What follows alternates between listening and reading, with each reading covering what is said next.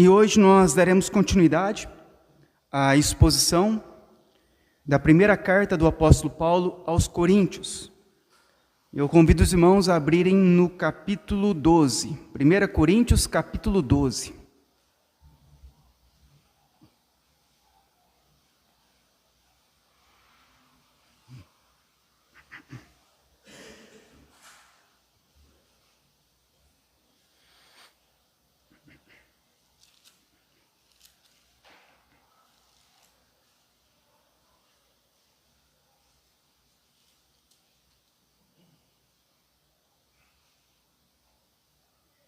Primeira Coríntios capítulo 12, a partir do versículo 1.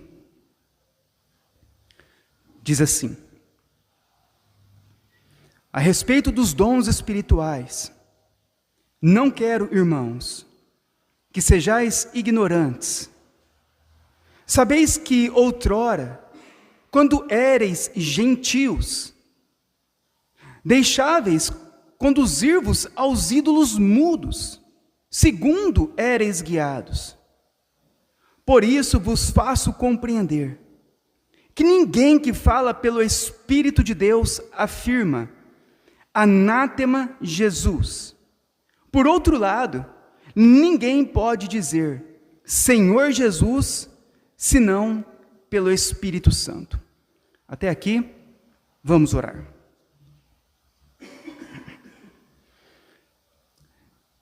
Senhor Deus, nós pedimos a Tua graça sobre nós neste momento, para compreendermos a Tua palavra e sermos conduzidos por ela, a fim, ó Deus, de encontrarmos Cristo e sermos salvos. Eu peço a Ti, Senhor, que o Senhor tire as escamas dos nossos olhos, que o Senhor, ó Deus, nos revele a Tua vontade, a Tua palavra, acima daquilo que nós achamos, acima de tradições que nós aprendemos, porque o que nós queremos, ó Deus, é que o Teu nome seja glorificado, e que o Senhor, ó Deus, possa, por misericórdia, salvar a nossa alma. Eu peço a Ti que o Teu Espírito Santo possa conduzir a minha vida, a fim, ó Deus, de todos nós, nesta noite, glorificarmos a cruz de Cristo. É o que eu oro, em nome do Senhor Jesus Cristo. Amém. Irmãos, então nós daremos continuidade à exposição da primeira carta do apóstolo Paulo aos Coríntios. Nós meditamos a semana passada a respeito da ceia do Senhor, o que é a ceia e o tomar a ceia indignamente. E hoje Paulo, ele vai, a partir do capítulo 12, ele vai começar agora a tratar a respeito do Espírito Santo, dos dons, da obra, da missão do Espírito Santo. E eu estarei fazendo, ao longo de algumas semanas, uma exposição sobre o Espírito Santo. E hoje, em especial, eu vou tratar a respeito de quem é o Espírito Santo e da missão do Espírito Santo. Em nossos dias, muito se perdeu a respeito de quem é o Espírito Santo. A igreja moderna, ela enxerga o Espírito Santo apenas como manifestações exteriores de experiências religiosas. Então, muitas vezes, quando se fala do Espírito Santo hoje, nas igrejas, o que se lembra são pessoas caindo no chão, pessoas tremendo, pessoas balbuciando, palavras desconexas. Então, quando falamos do Espírito Santo, geralmente vem isso em nossa mente, né, os movimentos carismáticos. Mas muitas pessoas não sabem até hoje quem é o Espírito Santo. Elas não sabem a respeito da pessoa do Espírito Santo e nem da missão do Espírito Santo. Elas apenas entendem ou conhecem movimentos exteriores de ações espirituais que muitas vezes não é o Espírito Santo fazendo, mas que elas acham que é. O Espírito Santo, irmãos, é a terceira pessoa da Trindade. Durante a história da igreja, alguns afirmaram que o Espírito Santo era apenas uma força ativa, apenas um poder e não Deus. Então, ao longo da história, muito se falou também sobre o Espírito Santo. E algumas pessoas, algumas religiões, alguns teólogos, começaram a ensinar que o Espírito Santo não é Deus, mas é apenas uma força ativa, um poder. O pensamento da teologia unicista, eles não acreditam na Trindade e dizem que o Espírito Santo é a mesma pessoa que o Pai e o Filho. Outros acreditam na Trindade, como nós, mas acreditam que o Espírito Santo, eles acreditam até que o Espírito Santo é Deus, mas que consideram um Deus menor que o Pai e o Filho. Então, quem é o Espírito Santo? Então, a igreja, ela se preparou ao longo da história para responder essas perguntas e questionamentos e combater heresias. Então, o primeiro homem a formular a doutrina da Trindade foi Tertuliano. Ele viveu entre os anos de 160 e 220 depois de Cristo. Foi o primeiro homem, primeiro teólogo a formular a respeito da Trindade. Essa doutrina da Trindade, ela foi afirmada no Concílio de Nicéia, no ano de 325. Então, a igreja, para combater erros, heresias, e deixar claro quem é o Espírito Santo, eles então formulam a doutrina do Espírito Santo. E deixam essa doutrina exposta para que todos nós pudéssemos a confessar. Então, o cristianismo afirma o quê? Que um único Deus existe numa Trindade. Deus possui 3 pessoas, mas apenas uma essência. Então, Deus é um único Deus. Esse Deus subsiste em 3 pessoas, mas Ele é apenas uma essência. O Pai, o Filho e o Espírito Santo são de uma só substância, poder e eternidade. Então, quando nós falamos do Espírito Santo, do Deus Pai, do Filho, o Senhor Jesus Cristo, da deidade deles, todos eles são iguais em poder, em autoridade, em glória, todos eles. Mas quando nós vamos ao plano da redenção, como Deus salva os homens pecadores, como Deus dá início a essa salvação, cada uma dessas pessoas tem funções distintas dentro do plano da redenção. Isso é muito importante nós entendermos, a distinção de pessoas dentro do plano da redenção, porque é a partir disso que nós vamos começar a compreender a honra, a glória, os louvores para o Senhor Jesus Cristo. Então, dentro do plano da redenção, como acontece a salvação do homem? O Pai, ele planeja a salvação dos homens. O Filho executa o plano de salvação. E ele se torna o único mediador entre os homens e Deus. E o Espírito Santo? Qual a função do Espírito Santo? Aplicar a salvação no coração do homem, revelando aos homens os seus pecados e os conduzindo até Cristo para serem salvos. Então, essa é a missão do Espírito Santo, conduzir pecadores até Cristo para que eles possam ser salvos. Então, quando nós falamos em redenção, nas funções das pessoas da Trindade, nós temos que entender isso. O Pai inicia a salvação, Ele planeja a salvação. O Filho, em obediência, em submissão ao Pai, Ele vem a este mundo, Ele obedece à lei de Deus, Ele cumpre perfeitamente todos os requisitos. E Ele então, na cruz, morre pelos nossos pecados, se tornando o nosso mediador. Jesus cumpre a redenção pelos homens. E o Espírito Santo vai fazer o que agora? Ele vai mostrar para nós que somos pecadores, para que nós possamos ir então até Cristo e sermos salvos dos nossos pecados. Então a salvação do homem é uma obra realizada pela Trindade. Deus planeja, decide, inicia, escolhe. O Filho executa perfeitamente o plano.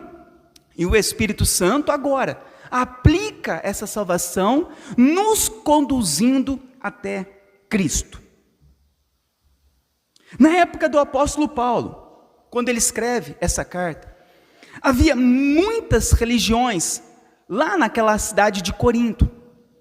Para vocês terem uma ideia, havia pelo menos 12 grandes templos pagãos espalhados naquela cidade. Então, os coríntios, eles eram religiosos, eles adoravam muitos deuses, tinham muitos templos pagãos. E, inclusive, entre esses templos havia o templo de Afrodite, que é chamada a deusa do amor. Então, as pessoas naquela época tinham muitas religiões, seguiam muitas religiões, acreditavam em muitos deuses, iam em muitos templos para adorar deuses. Mas como saber se aquela religião, ou se aquele pregador, estava sendo inspirado pelo Espírito Santo ou não?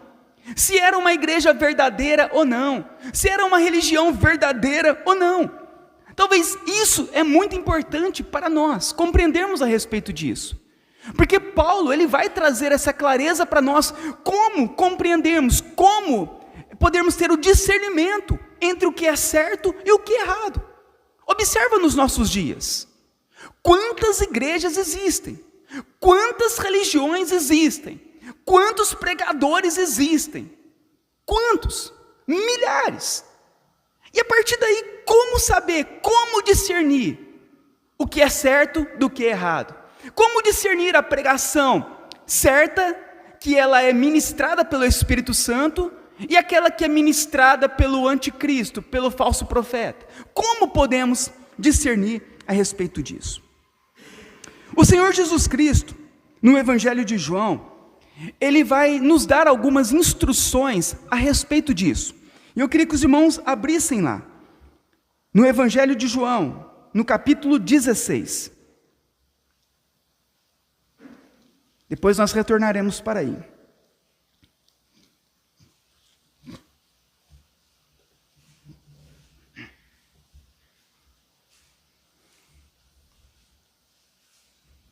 João capítulo 16.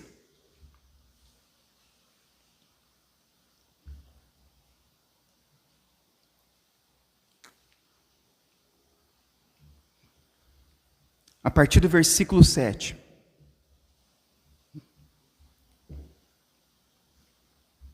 Nós vamos entender essa instrução do próprio Senhor Jesus Cristo.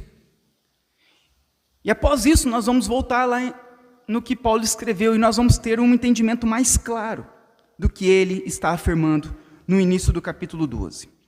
Então, João 16, versículo 7, a partir do 7 diz assim: Mas eu vos digo a verdade, Jesus dizendo, convém-vos que eu vá, porque se eu não for, o Consolador não virá para vós outros. Se, porém, eu for, eu vou-lo enviarei. Quando ele vier, o Espírito Santo vier, ele convencerá o mundo do pecado, da justiça e do juízo. Do pecado, porque não creem em mim. Da justiça, porque eu vou para o Pai e não me vereis mais. Do juízo, porque o príncipe deste mundo está julgado. Tenho ainda muito o que vos dizer, mas vós não podeis suportar agora. Quando vier, porém, o Espírito da verdade, ele vos guiará a toda a verdade, porque ele não falará por si mesmo, mas dirá tudo o que tiver ouvido, e vos anunciará as coisas que hão de vir.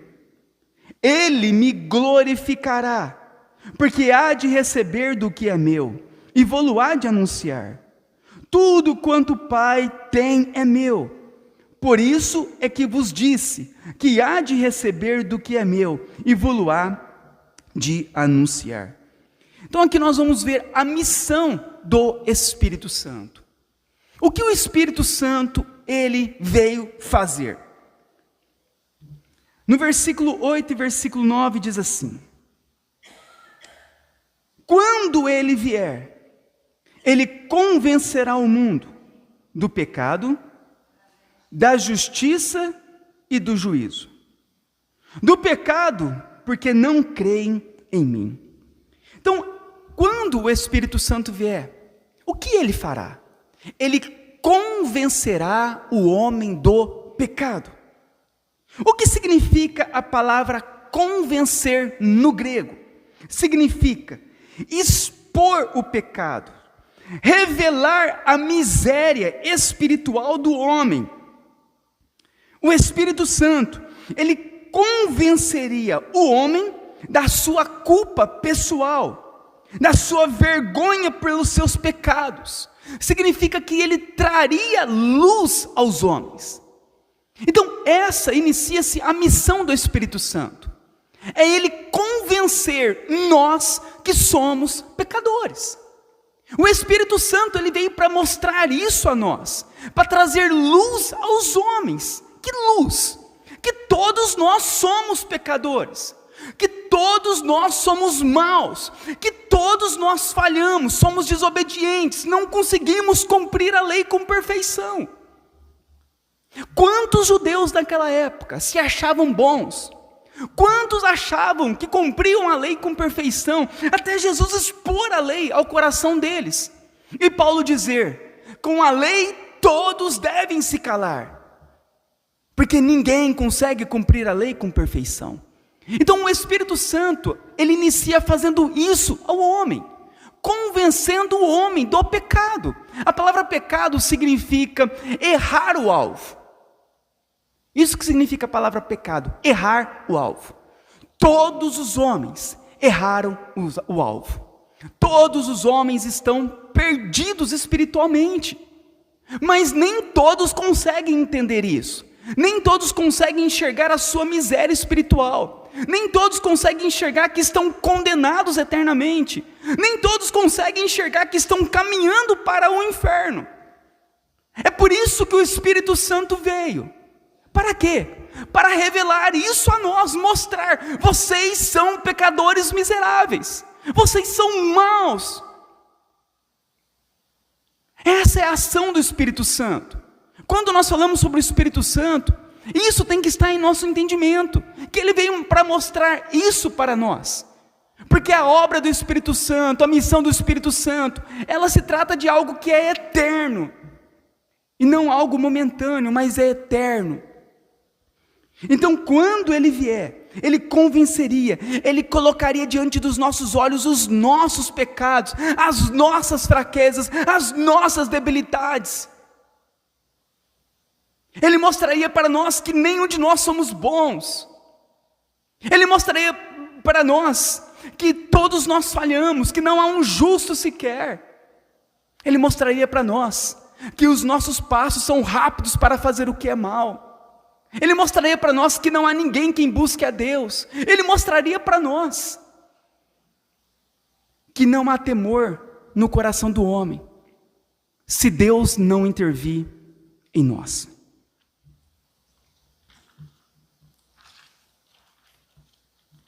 As pessoas podem passar a vida inteira cantando louvores, batendo palmas, dando glórias, dançando, pulando, participando de encontros sociais na igreja, tendo muitos amigos cristãos, sentindo arrepios, se emocionando com as melodias das músicas, vivendo uma vida agradável na religião evangélica, mas ela pode chegar no último dia da vida dela, e Jesus dizer para ela, eu nunca vos conheci, apartai-vos de mim, os que praticai a iniquidade. Por que Jesus ele diz isso? Lá em Mateus 7, 23. Porque lá era dito que eles faziam sinais, profecias, milagres. E Jesus fala para eles, olha, eu nunca vos conheci. Apartai-vos de mim, os que praticais a iniquidade. O que significa isso? Que a pessoa, apesar de tudo, ela nunca foi convencida pelo Espírito Santo da sua miséria espiritual. Então ela nunca foi com fé salvífica até Cristo. A pessoa continuou vivendo, confiando em si mesmo para a sua salvação. Então as pessoas participam da igreja, vão na igreja, fazem de tudo na igreja, mas elas não têm entendimento que elas são pecadoras. e que elas precisam de Cristo para serem salvas. E Jesus faz um alerta a respeito disso, que ele não conhecia aquelas pessoas, porque aquelas pessoas nunca foram com fé até ele, para serem salvas. Continuaram confiando em suas próprias obras. É por isso que quando o Espírito Santo viesse, ele iria expor tudo aquilo que está dentro do nosso coração, os mais terríveis pecados, convencendo o homem de sua culpa pessoal, de sua vergonha, por quebrar todos os mandamentos da lei. E ele nos mostraria a nossa real condição espiritual da nossa alma, que é a condenação eterna.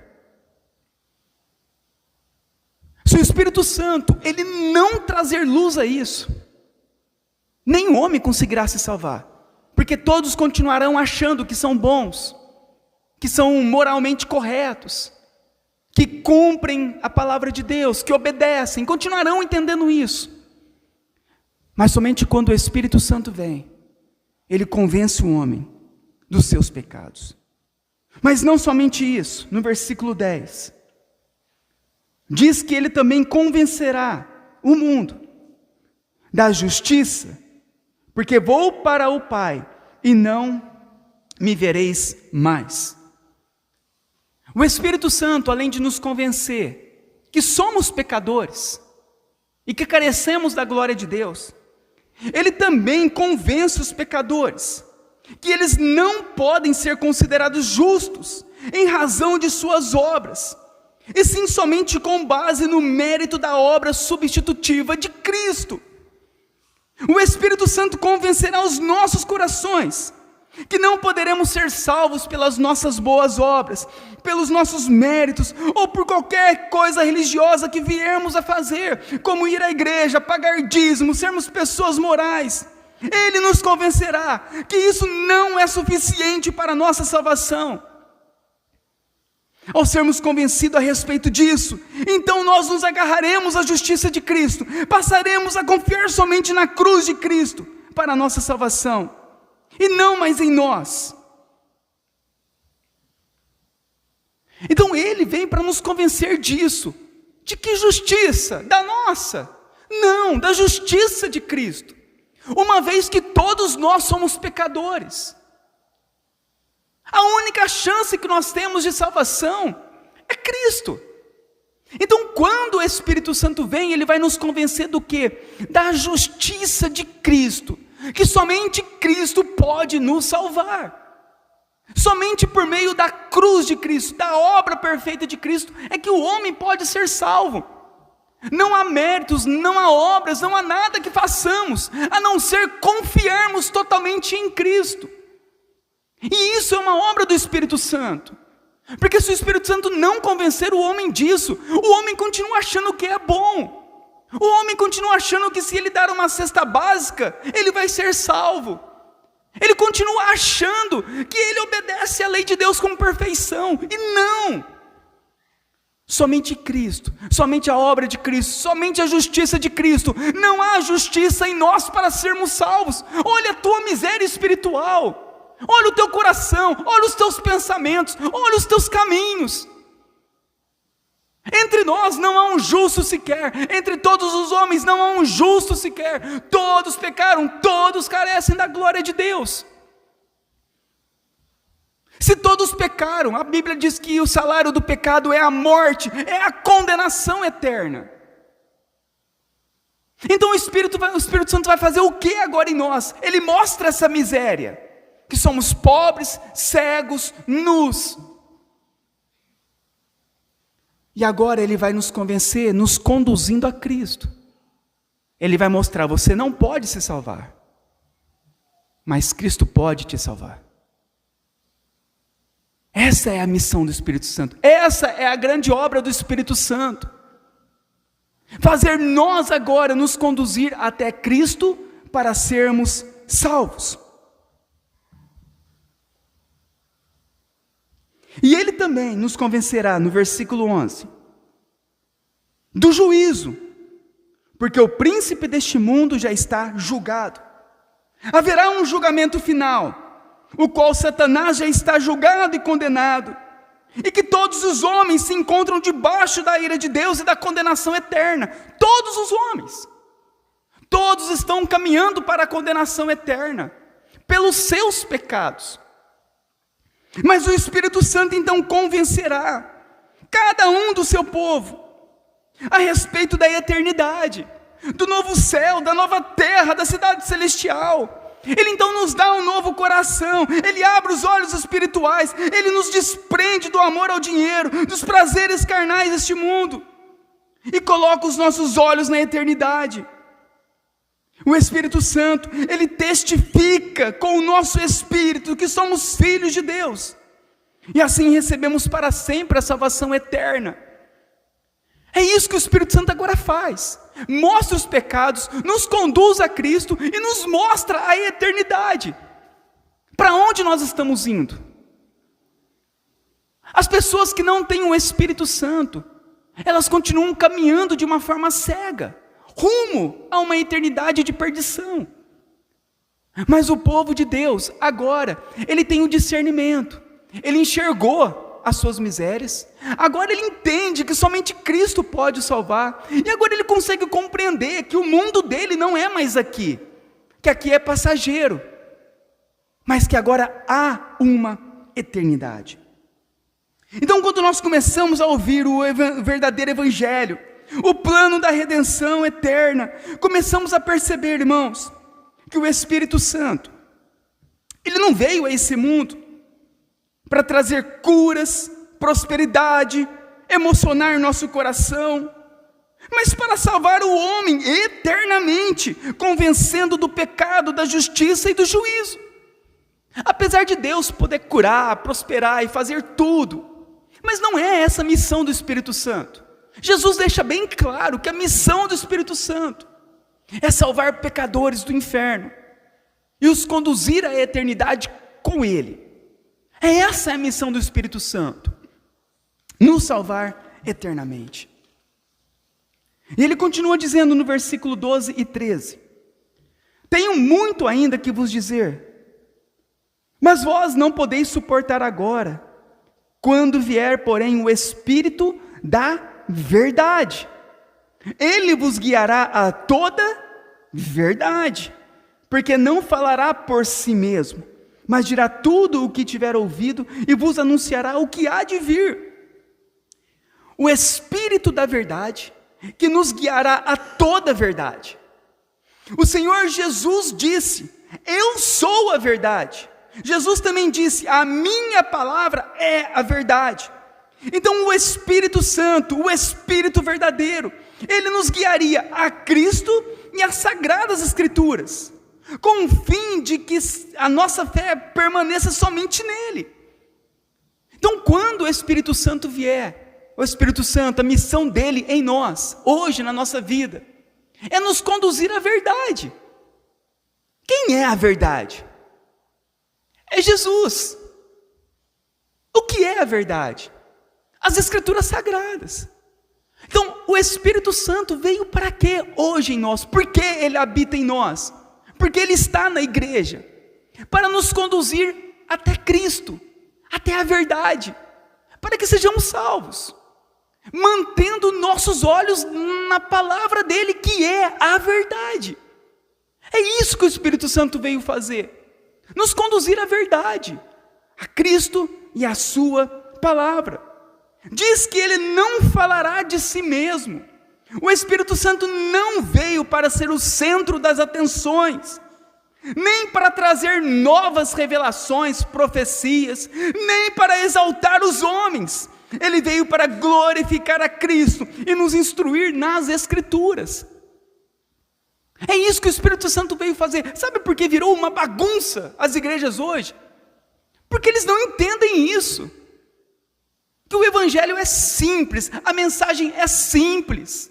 Homens pecadores estão debaixo da ira de Deus e só podem ser salvos por Cristo. É isso, o Evangelho. Toda a Escritura trata disso. Todos os livros da Bíblia vão tratar sobre isso. Homens pecadores, condenados, que só podem ser salvos pelo Messias, pelo Senhor Jesus Cristo.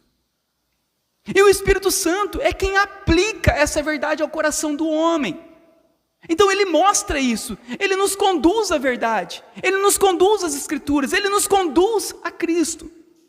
E ele não fala de si mesmo, olha o que diz no final do versículo 13. Porque ele não falará por si mesmo. O Espírito Santo, ele não vem para ser o centro das atenções do culto. Porque quem salva é Cristo. É por isso que ele nos conduz a Cristo. E não a ele, mas sempre a Cristo. Tudo que o Espírito Santo faz é para conduzir homens até Cristo. Porque só existe um mediador, Jesus Cristo. Então a missão do Espírito Santo é nos levar a Cristo. Se o homem não for até Cristo, ele pode ficar na igreja a vida inteira, ele pode cantar, ele pode fazer o que for. Ele nunca será salvo. Ele só será salvo no momento em que o Espírito de Deus aplica no coração dele a necessidade dele por Cristo.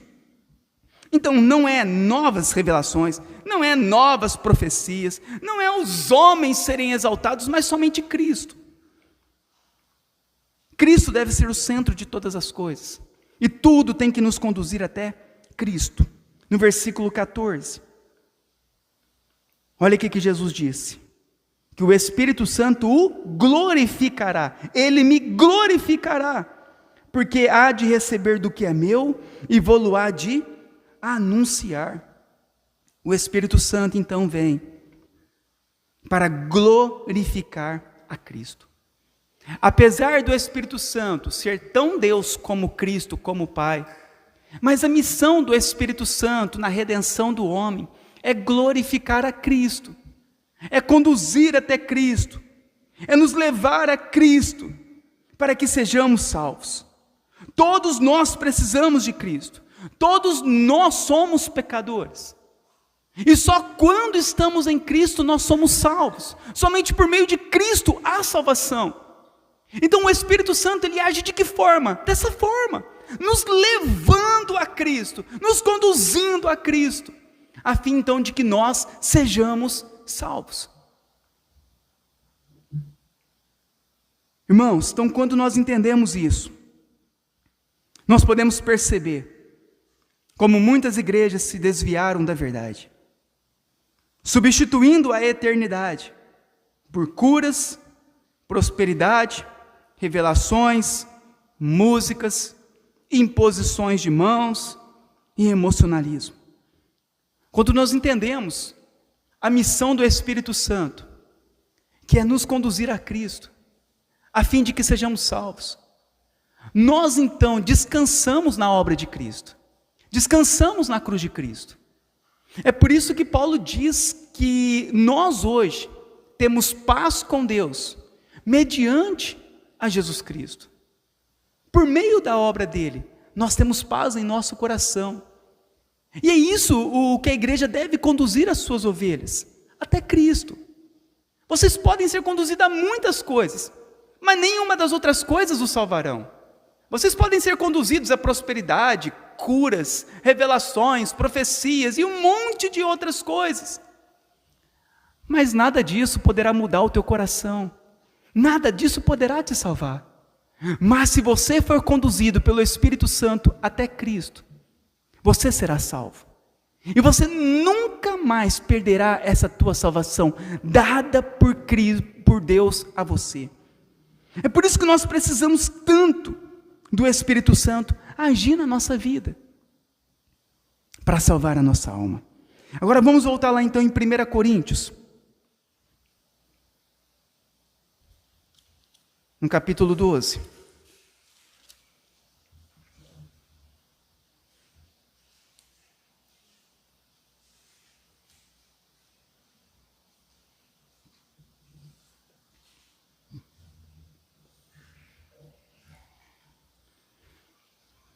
Agora fica mais fácil de nós entendermos o que Paulo, ele inicia nesse capítulo, e ele fala para nós. E ele vai dizer então assim, novamente vamos ler do versículo 1 ao 3. A respeito dos dons espirituais, não quero, irmãos, que sejais ignorantes. vocês não venham a entender, compreender. Sabeis outrora, quando éreis gentios, deixáveis conduzir-vos aos ídolos mudos, segundo éreis guiados. Por isso vos faço compreender que ninguém que fala pelo Espírito de Deus afirma anátema a Jesus. Anátema é maldito. Por outro lado, ninguém pode dizer Senhor Jesus, ou seja, confessar verdadeiramente Cristo, senão pelo Espírito Santo. Então agora fica mais fácil de nós entendermos o que Paulo ele quer nos ensinar. Que a igreja, que os coríntios, eles agora pertenciam ao Espírito Santo. Eles tinham o Espírito Santo. E eles agora já não eram mais gentios como antes. Gentios são pessoas que não conheciam o Deus verdadeiro. Aqui adoravam ídolos mudos, ou seja, pessoas que se prostravam diante de imagens de escultura, de pedaços de gesso, confiando e orando para aquilo. Eram cegos espirituais. E Paulo diz o quê? Agora não é mais assim com vocês. Agora vocês têm o Espírito Santo. Vocês já não são mais guiados por ídolos mudos. Vocês agora têm o entendimento. Logo, precisam compreender que uma pessoa que fala pelo Espírito Santo, ele jamais trata Cristo como anátema, como maldito. Ou seja, ele jamais despreza ou menospreza a cruz de Cristo, nem diminui a pessoa de Cristo, e nem a obra perfeita de Cristo. Então Paulo ele começa a mostrar o que para os irmãos? Olha, antes vocês não tinham entendimento, mas agora vocês têm o Espírito Santo. E vocês precisam de compreender o que? Diante de tantas religiões, tantos templos pagãos, vocês precisam de ouvir a voz de Deus. E qual é a voz de Deus? É aquela que exalta Cristo. Aqueles que, como ele diz, que chamavam anátema, maldito Cristo, que diminuíam a obra de Cristo, diminuíam a cruz de Cristo, que colocavam Cristo não como suficiente para a sua salvação. Aqueles que falavam que além de Cristo você precisa também de obras. Aqueles que substituíam Cristo por objetos ungidos, por músicas, por testemunhos, por dinheiro ou por qualquer outra coisa.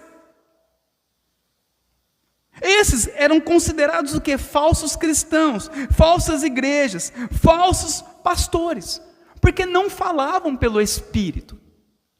Qualquer pessoa que diminui a pessoa de Cristo, qualquer pessoa, qualquer igreja que coloca Cristo de lado, Cristo fica ali, agora é a hora do óleo ungido, agora é a hora da água benta, agora é a hora do paninho, agora é a hora da imposição de mãos, mas fica lá Jesus.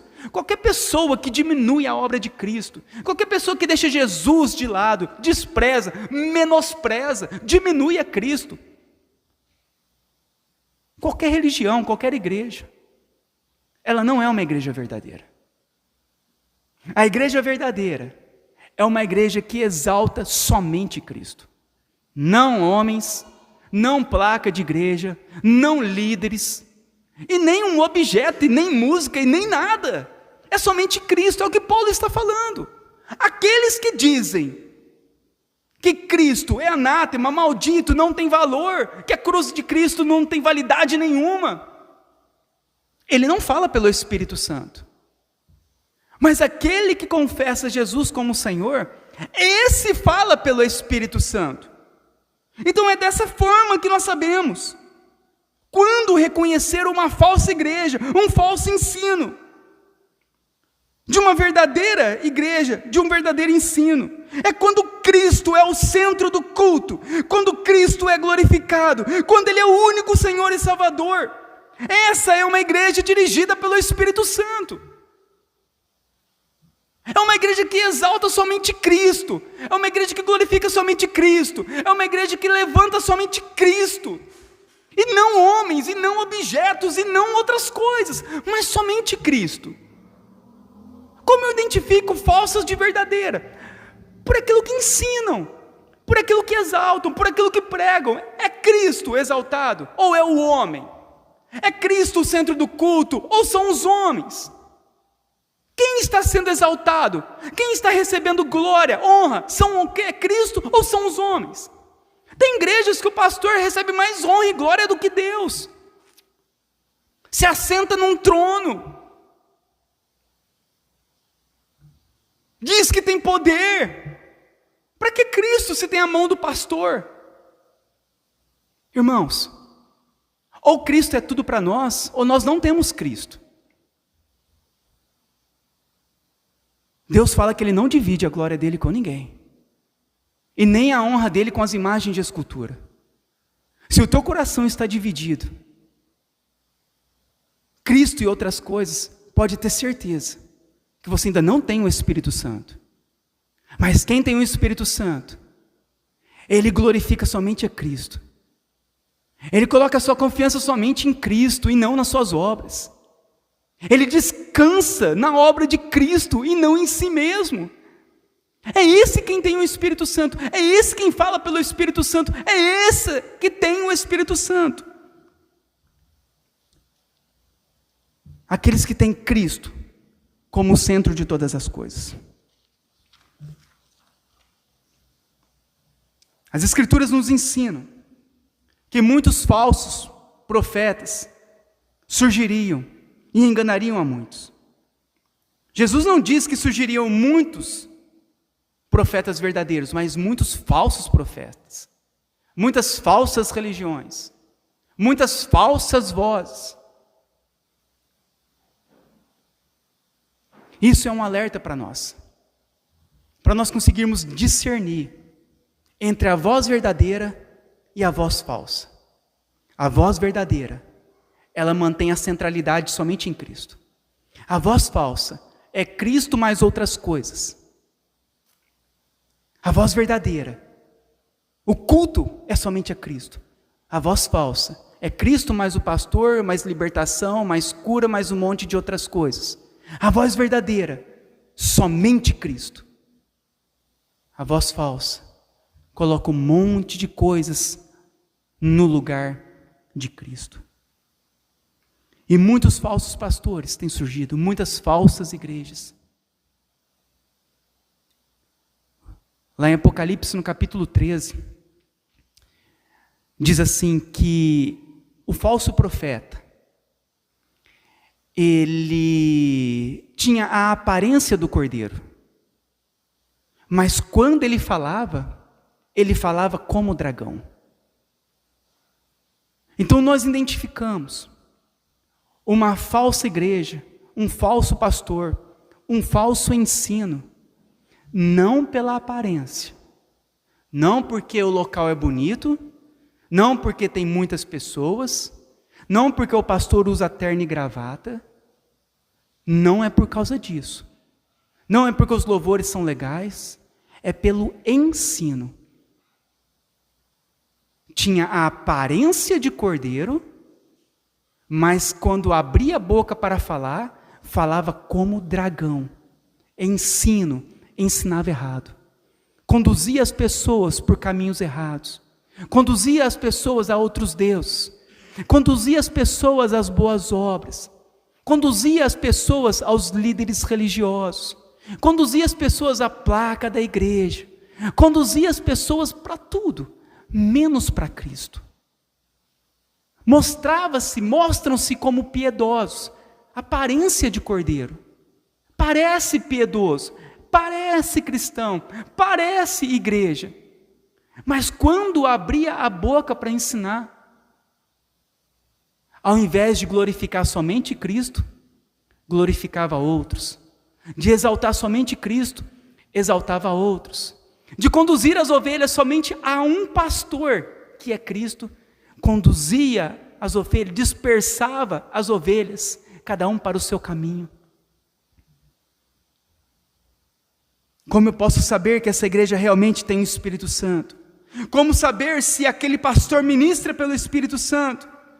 Porque hoje são muitas vozes falando em nossa mente, muitas religiões, muitos pastores de internet. Como saber se a igreja onde eu estou congregando realmente tem o Espírito Santo? Será que é por causa da arquitetura da igreja, da beleza estrutural? Será que é por causa dos louvores, das músicas que trazem emoções, arrepios, choros? Será que é por causa de manifestações espirituais, dons, línguas, profecias, revelações? Será que é porque a igreja tem tudo isso, ela tem o Espírito Santo? Não!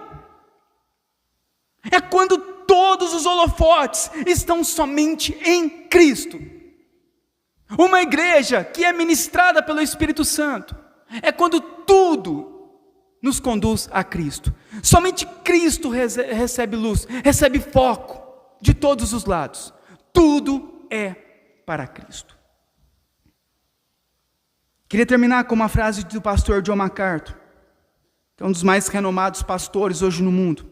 Ele disse assim: mostre-me uma pessoa obcecada pelo Espírito Santo, e eu te mostrarei uma pessoa vazia do Espírito Santo. Mostre uma pessoa obcecada por Cristo, e eu te mostrarei uma pessoa cheia do Espírito Santo. Quer saber quando uma pessoa é cheia do Espírito Santo? Quando ela é obcecada por Cristo. Quando o coração dela está em Cristo, quando os olhos dela estão em Cristo, quando o caminho dela está em Cristo, quando ela está em Cristo, ela sim é cheia do Espírito Santo. Porque a Bíblia diz, quando o Espírito Santo vier, Ele glorificará somente a Cristo. Irmãos, nessa noite nós podemos fazer uma reflexão a respeito disso. Onde será que está o nosso coração? Talvez nós venhamos de muitos movimentos carismáticos. E o nosso coração, aos anos, foi sendo repartido. Não, eu creio em Jesus, mas eu creio em boas obras, mas eu creio no óleo ungido, mas eu creio também na água, na garrafinha d'água, mas eu também creio no vale do sal. Mas eu também creio na unção do pastor. Mas eu também creio na libertação do louvor. Eu creio naquilo, creio. Muitas vezes nós chegamos em uma caminhada cristã, a qual o nosso coração, ele foi totalmente dividido com tudo. E talvez é uma reflexão para nós fazermos nessa noite. E começarmos a limpar tudo do nosso coração, para que somente Cristo permaneça. Jesus é tudo o que nós precisamos para sermos salvos. É por isso que é tão importante permanecermos somente em Cristo. Se a nossa confiança estiver somente em Cristo, nós então seremos salvos. Mas se a nossa confiança estiver em todas as coisas, como podemos afirmar que temos o Espírito Santo? Sendo que o Espírito Santo, Ele glorificará e nos conduzirá somente a Cristo. Que o Senhor possa nos ajudar nessa noite e nos fazer retornar a Cristo. Vamos orar neste momento então.